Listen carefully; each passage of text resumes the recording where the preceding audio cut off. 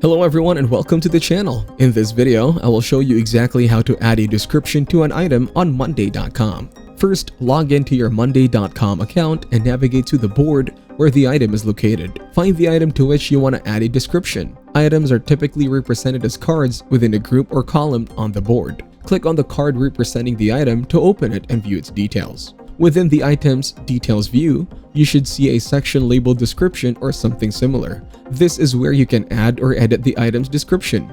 Click on the text field within the description section to start typing your description. You can add as much text as needed to describe the item, including relevant details, instructions, or additional context. You can use formatting options such as bold, italics, bullet points, and hyperlinks to format your description text as needed. Monday.com's text editor provides basic formatting tools to enhance the readability of your description. And that's it. You have successfully added a description to an item on Monday.com. Repeat these steps as needed to add descriptions to other items on your dashboard. Thank you everyone for watching. Hope you got some value. Make sure to like and subscribe to our channel. Leave a comment down below. See you in the next one.